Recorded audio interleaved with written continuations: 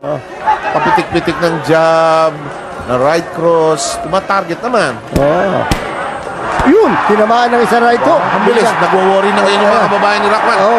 Binilangan. Pacquiao over the years. I'm sure maraming plano para kay Condes. Although Rockman here, medyo nakaka-remate. Medyo sabi ni Condes, wala yun. Yun, then ang sabi po ng kampo ni Sorolla, inawat daw agad. Oh! Yun na mo yung kaliwa ni Condes. Si Rock, naalog mo eh. Naalog. Ang labang ito ay sa pagitan ng Pinoy boxer na si Florante Condes at ng Indonesian champion, tirador ng bato na si Muhammad The Rock Breaker Rockman. Nakataya rito ang hawak ni Rockman na IBF minimum weight title. Bago ang kanilang sagupaan ay taglay ni Rockman ng isang napaka-impresibong kartada na 61 panalo, 57 dito ay natapos by knockout at may 5 talo. Samantalang ang ating kababayan naman na tinaguri ang The Little Pacquiao na si Florante Condes ay may boxing record na 19 na panalo, 18 dito ay tinapos niya by knockout at may 4 na talo. Ginanap ang kanilang naging laban sa Jakarta, Indonesia, sa mismong baluarte ni Rockman. Sa bakbakang ito mga brad, itinuturing na super heavy underdog si Florante. Bukod kasi sa home court advantage ng Indonesian champion, mahigit 15 taon na ring hindi natatalo si Muhammad Rockman sa kanyang mga laban. Kilala siya bilang isang napakabangis na knockout artist. Walang awa ito kapag lumaban, lalo na kapag Pinoy ang kaharap. Mahiya mo may personal na galit sa mga Pilipino. Sa katunayan, ay binansagan ito noon na The Pinoy Killer sapagkat 10 Pinoy na po ang tinalo at pinatulog nito. At ang malupit pa dyan mga brad, lahat ito ay puro sa first round. Dahil dito halos lahat ng boxing fans at mga eksperto ay naniniwalang isa na namang madaling laban ito para kay Rockman. Marami ang nag-aakalang hindi kakayanin ng Pinoy ang bagsik ng Indonesian champion. Ngunit heto na nga ang twist ng storya mga brad. Hindi nila inaasahan na mangyayari. Sa gabing iyon, ginulat ni Florante Condes ang buong mundo nang pabagsakin niya ang kinakatakutang kampiyon sa sarili nitong teritoryo at tuluyang agawin ng IBF World Minimum Weight Championship. So paano nangyari yun? Kaya naman heto mga brad, kung gusto nyong makita kung paano na isulat ang isa sa pinakamatinding upset sa kasaysayan ng Philippine boxing, samahan nyo akong balikan ng laban. Kaya naman heto na, agad-agad round 1. 35. Samantala si Florante Condes ay bata po na sa challenge. So anong nangyari po diyan, sana po hindi matutuloy dahil promoter, wala pala naman pera, nakialam na po 700. Natapos po ang tagal dahil baka masikitain niya. Totoo, dahil sabi nga ni Aldo, yung sa hotel namin, kami mismo nagluluto ng pagkain namin para makasiguro. Although dito naman sa Indonesia, Kaya dahil naman ito mga brad, nahalo panoorin dahil niyo banda ba din naman, ang di makailangan Di pa, dahil nga. Kung naboksingero yan, pag mali ang bakit kami. Right, nakita mo, Matapos tumatama si Condes, matapos ibinubuhos niyang daw. brutal na patulugin sa luna. Tuwi pong tatama ang suntok ko. Matapos niyang brutal na patulugin sa ibabaw Ganun na ng lang luna. concern niya Ang sa tinaguri Laban ang man. By the way, Pinoy just to Killer. give you an idea of Kaya the naman judging heto na, expect. umpisahan. The pride of USA. Oo. Umpisahan na natin, agad-agad round 1. Maka-aware din si Rockman ng power nito si Condes. Oo. Inayo mo, nang gulo ka sa kalye na ibang kalye. As they say, thank you very much for watching us, as they say in Indonesia. Kasama natin mga taga-Channel 4 dito nung 97 Southeast Asian Games. Mahilig sa sports sa mga taga-Indonesia. Condes, as pumapasok na po ang round 3, ano ang mga strengths nito si Florante Condes, Mike? Well, slugger ito. Katunayan nga, sa kanyang 19 na panalo, 18 ang knockout diyan. Ano ba ito? Marami-rami na rin no? Na 10 rounds. 8 at saka 10, marami na. Sino? Si Condes. Oo. Halos lahat. 4 rounds, 6 rounds, 10, hanggang Draw, 29 ang knockout niya. Hindi masamang record ito. May nung siya nag-uumpisa pa, 10 rounds naglaban sa nila ni Benji Sorolla. Unang title fight dito po kay Rockman. Si Sorolla ng technical knockout, 7th round. Pero controversial din yun dahil ang sabi po ng kampo ni Sorolla, inawat daw agad. Oh! Yun na mo yung kaliwa ni Condes. Si Rock, naalog mo eh. Naalog. Oo. Pero mukhang tamang yun, ha? pero naalog, ha? Pero pag tama sa kanya ni Condes, siguro nakaramdam pa siya ng hilo, lumuhuli siya eh. Ito dito deadly si Condes. Pag nakatikim ng masarap na suntok, tuloy-tuloy ito. Oo. At tingnan mo naman, ha? Ang follow-up ni Condes, talaga namang Ay, walang tigil. Oo. Pero matapang yung Rockman, pumapalit kahit galing sa lockdown, ha? At saka alam mo, siya pa rin yung hometown boy, eh. Kung naglalaro ka in front of your countrymen, hindi ka agad tutumba niyan. Kita mo siguro ng mga tao dahil nga kumounter yung Rockman, tinamaan po ulit sa katawan ng kaliwa. Oh. Lalo, when you all know the relationship had with Manny Pacquiao over the years. I'm sure maraming plano para kay Condes. Although Rockman here, medyo nakaka-remate. Medyo sabi ni Condes, wala yun. I-stand back. Mukhang idol, pati bigote. Diba? Oo. Yan, Little Pac-Man ang tawag sa Walang kanya. masama doon. Okay. Excited. Tama eh. Pagluhod eh. Tatayo, lumuhod uli eh. Oo eh. Southeast Asians for that matter. No? Thailand, Indonesia, Philippines. Itong timbang na to. At hanggang bandang yung weight ni Pacquiao. Oh, yung bumuelo si Condes. Kaya nagtatamaan po si Rockman doon, no? Pero matapang yung Rockman. Matapang. Despite nagaling siya sa knockdown kanina, kumapalit po. Kay Condes tumakausap po sa masakit po. Pero kailangan po natin isuntok para tayo manalo. In the meantime, Condes a bit wild at this point as he's trying to set up his prey. Rockman is trying to look for cover. He just misses. Knockout ka dahil nasa ulo palagi ng isang boksingero pagdayo, kailangan knockout. The earlier it ends, the better for them. Wow. Kasi ito po. exposed sila sa danger. Oy, Bob, may ginagaya ang lolo mo. Yan. Yan. Sira yung buwelo, momentum mo bagay. Pareho silang nakaganon. Florante Condes continues to work the body of Rockman as this round. Napakita para kung di dahil slinship po ito. Well, ang Wow! isip po, si Condes, sa katawan niya sinusuntok talaga yung si Rockman. Pero yung Rockman, maganda magdepensa. Pagmasdan mo, Moy, 71 fights. Hindi ka magtatagal sa business na ito kung hindi ka matibay at mautak. Ano, ha? right, Wala lang power, Moy. Walang power. Pero, maraming maluntok, kita mo, Kaya the issue about the gloves was pertinent. Yeah. On the other hand, si Condes na malakas manuntok, meron Round 5 po tayo. So far, Florante Condes scoring third, which was round 8. Tumayo, tas matutulog. yung magugulat ka pa di ba? Oo. Ngayon, ang ginagawa ni Condes, para bumukas sa itaas, kinakatawan muna niya. Pag nakita niya nakabukas sa itaas, ang kanya sinusuntok. So, ang atake ng Condes agree. ngayon, ibaba itaas, So far, no low blow. So, it favors Condes, kanyang distances yan eh. Oo. Very sub- Protector Oo naman. naman, oo Pag masdan mo pa protector ni Rockman mataas, And I hear the... Abante po ang ating boksingero. Pero alam niyo po, pagka tayo ganyan, Well, a long-time friend of In This Corner has been Ginebra presentation possible. We hope you're enjoying this Florante Condes attack on the Rockman title of the IBF Mini Flyweight Championship, which happened in Jakarta, Indonesia. naman ni Condes sa sumusuntok. Baka may na kinakapos ng Condes. Okay. Dahil nga, ang Okay. suntok niya puro todo. Walang pacing na suntok. And then tingin ko, hindi napakatibay ng katawan ng Very Condes. very young fighter. In fact, that hindi pa nagte-train ito sa sa Las Vegas o sa Ang tuloy ang laban niya sa undercard ni Pacquiao. it's clear he's younger at least than he's 27. Actually, he's 25. 25. So bakit 27 nakalagay rito? Kamali siguro ang... Si Jerry kumakain siguro ng... Or it's interesting that another Filipino champion is making waves. Both fighters going toe-to-toe at this juncture with 50 seconds remaining in round number 6. Kasi si Rockman naghahabol eh. Dahil Yes, alam niya, good point. ibibagsak siya yung last 2 rounds sa kay Condes. Kaya ngayon si Rockman, Heavyweight, kahit pa paano, hindi nagkakabihirang-bihirang headbutt doon. Ano? totoo. Ito po, umatake na po si Rockman, Rockman trying to bore in. Ayun, yung papitik-pitik, ganun pala talaga sumuntok sila, no? Hindi nakatodo suntok niya, Nagko-conserve din siya ng energy. pero kita mo naman, Kasama natin, may human interest.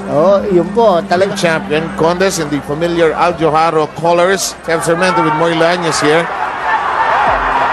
We hope. Uy, Nagigil si Condes, maraming suntok siya. Hindi ngayon tumatama dahil gusto niya mamaksak niya uli ang kalaban niya. yes, somebody very patient, Alam mo, tingin ko nag-amateur fighter ito dati. Oo. Magandang... Alam ko, Ito, at least, si Asian game na. siguro. Oh, good left hand that time. A left straight coming from Condes. He goes to the body now. He's got Rockman in a bit of trouble. He's looking for the opening. That right hand is there. The left is there as well. He goes to the body, but Rockman throws some punches, at least to parry off Condes. Maganda mag-blocking yung Rockman, pero kahit pa paano, hindi pumapasok sa ritmo ni Condes.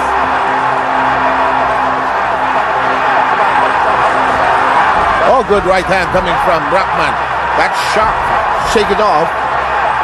Oh, Rockman with the initiative in this round 7. Haligi na sila no? Kanina si Condes sa pumapasok. Reaction. Less than a minute to go in the 7th. One knockdown so far. Happening in the 3rd. Again, thank you very much, San Miguel Beer. Pinapa San Miguel and Thunderbird Resort. Yung mga upper na maising ganun ni Rockman. Masakit po yan, ha? Oh. Actually, matibay-tibay lang itong contest kaya hindi nauhulog eh. Oh, yan.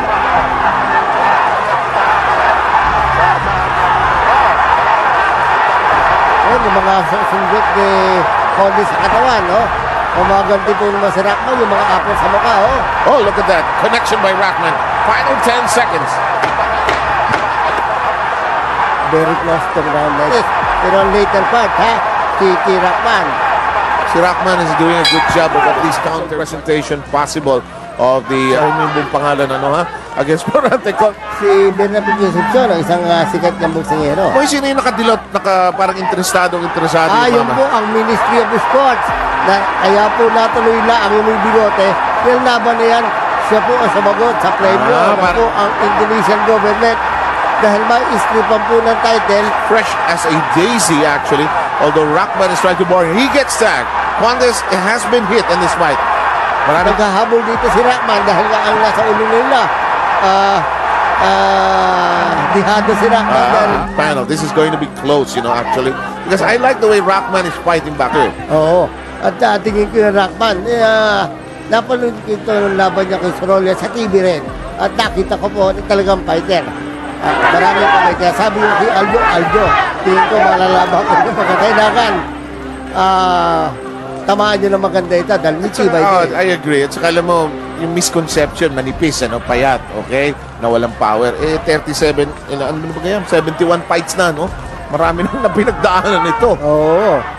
Saka usually mo, di ba? Yung mga payat, yung mga may power, and kuminsan dulo ng suntok lang, meron na eh. Talaga. Yung Condes, sa ngayon, yan pagka malayo ang ganyan, malapitan, hindi agad siya makakapagpatumba dahil na payat yun. Parang toothpick yun, pero pag tumama, patay ang kalaban. Toothpick ah. Samantala, patapos na po. Interesado yung mama. Ano ba? Yung Ministry of Sport, nakatayo na po. Yan. At saka may sinasabi, Passing champion, Mohamed Rock. Uy, hindi po tumama yung upper na yun ni Condes, ha? Si Condes. Medyo may pagka-wild kuminsan ito ginagamit niya yung ring parang sandalan, ha? Rupa-dup, ha? Para si Ali. At saka nung kay Foreman nun, Well, si Condes po, dahil nga po, pinatatamaan din naman sa katawan, no? Kontik na, medyo malambot ang kanilang tali, eh. Kaya medyo, hindi po daw knockdown, sabi ng ating Hindi naman tinamaan. Crowd responding to the action. They want their champion to look for the opening. Bit of a... Condes looks a bit tough. Yung style kasing slugger ka, nakakaubos ng hangin yan, ha? Yung mga suntok na hindi ko matama sa Yes. ano yan, ha? Yung ganon, dahil ng ganon, di ba? Magaling makapagod. At saka isa pa, yung Rockman ang atake sa katawan, eh. Sinisilip ang katawan niya. Talagang madali ka mapagod pag kinakatawan ka. I agree. Tapos yung frustration mo na hindi ka makakonect, di ba? Ay! Ako minsan masakit sa shoulder area yan, ha? Pag yung overextended yan, masakit yan. Totoo. Maring hindi niya nararamdaman ngayon, pero mamaya, ang sakit yan. Well, si Condes, hindi nadaig niya tapos nalaban yung kanyang mga knuckle. Dahil nga doon pa sa nangyari, hindi nabigyan ng nakas. Kaya ayoko nang hamunin, malakas na susuntok eh. In the meantime, round number 9. We're glad you're watching this with us. San Miguel Beer and Thunderbird Resort making this presentation very possible. Alam niyo kung wala ho tayo napapanood ng mga malalaking boxing events. Totoo po. Maraming po salamat sa dalawa nating magigiting na. This is the IBF. Nagwo-worry lang si referee Hedgepet. Yun. Baka naman kasi magkauluhan. Sayang naman, ang layo na ng binyahe ng laban na to. Well, si buhos na niya eh. Pero counter sa kanya, sa katawan, ha? Round 10 po tayo ng knockdown ng third round. Kung sakaling ngayon lang ho kayong sumali sa special na pagtatanghal na ito ng Indies Corner. Medyo special tayo tonight aside from our regular menu. Meron tayong main MBN. Maluwag na tinanggap na pwede natin i-air ito sa gabing ito. Salamat po, Mr. Joey Sabelo. Pinagbigyan niyo po kami. In the meantime, right cross, tumatarget naman.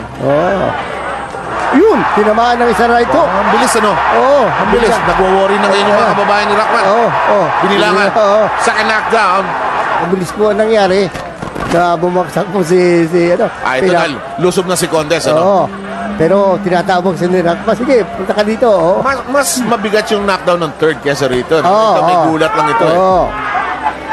Sana na tumama yung third down, kaliwa Nakakatuwa, ang daming babae rin sa audience. Parang isang isang TV station. TV studio, TV station ito. Maganda nga naman venue ang TV studio dahil ang ganda ng ilaw yung Rockman may desire sumiksik. Alam mo, bilib ako sa record niya mo 5 lang ang talo niya, 5 ang draw niya. Hindi masamang record to Saka matapang Despite na galing sa knockdown nasaktan yung si Rockman nung baksak ng third down. Dahil nga po, alam po niya, dalawa ng baksak niya, lahat medyo baka mag-fly away yung kanyang corona. But I like his courage and his persistence. At saka gusto ko sa kanya, hindi away kalye, pero pasok siya, nasa loob siya. Bakit naman ako lalayo? Yan, makikipagdikdikan siya, wala lang siyang jab talaga. Kasi siya matatamaan ng malakas ni Condes. Si Aljoharo, sigaw doon sa kanto Sabihan mo nga, huwag na siya nagsusombrero, hindi ko makita mukha niya. Nervous yan. Suot siya rin. Dahil medyo sponsor mo ni Condes ang tandang niya. Kaya naman pala niya gumising ang tao. Tinamaan po doon si Rockman, pero kumanti po ngayon, Ang kulang kay Rockman, isang solid na atake sa katawan ni Condes, Hindi siya maka-atake ron, Nagsisigawan pa mga tao dahil ako umatake si Rockman. Katawan, Steady. Wala siya ng 103. Proving 75 million rupiah. Equivalent ho ata mga 50 ng doon. Naryo ko to. Million ang pera natin doon. Laki ng pera nila, Gusto ko dyan, Uy, tinamaan po doon si Rockman na isang magandang. As early as 6 rounds back, actually. At saka nasa ulo ni Condes, hindi counter na lahat. But I would doubt na malaking-malaki despite the knockdown. Short punches sa katawan ni Condes. At saka marami po mga suntok si Condes ang hindi tumatama. Dahil nga po sa medyo nanggigigil, yan po ang problema kapag sumisigaw na po si minister namin. At the cheerleader. Para maging mag-cheer. Ang ating kababayan, nasa peligro. Mawawala ang corona natin. Siyempre naman. Indonesia, ng gobyerno nila, dahil ng Minister of Sport mismo, nag-ano ng mga tao. Makasuntok na isang pero walang power mo yun. Wala talagang power. Merong punching power. There lies the difference. Lalim nun. Alam mo kasi sa bilis ng kamay ng Rockman, kaya po natalo yung Sorolla. Sa dami ng kamay, inawat agad ng referee. Yan, katulad yan. Kita mo ang bilis ng kamay ng Rockman, Pero walang lakas, Walang I'm sure Condes is free. Nakalamang po doon si Rockman dahil nga po, hindi naman siya napakalakas sa mundo. Kung si Aljoharo doon sa corner. Either to just coast along, freeze the ball, as they say. At tingin ko, itong last round na ito, nakuha po ng Indonesia. Ni Rockman, halos walang tinapon yung Condes, masyado ang kanyang pakaka-praise the ball. In the great freeze, alam mo yun, ng 1950s. Halos hindi siya sinusundo. Nasa akin yun. Huwag na nilang dapat gawin yun dahil mabuti po kung fair ang mga judges. And if you do that in Las Vegas, Vegas judges don't like that. Yes. Ayaw nila yun. Yes. Gusto nila to the finish, Talaga. So ito po si Condes, malamang mapanood natin nga sa undercard ni Pacquiao. Okay. So that'll do it for this fight, and in a very sporting gesture from Thailand, give it score 112 to 114 for for Condes. And winning by split decision victory, the new champion. Ayun na. The IBM and the flyweight champion of the world. Yung bagal nung basa nung... Oo, nanganasa From kaya the po. Philippines, Ang suspicion po, nagliliwang na po. Sina Aldo.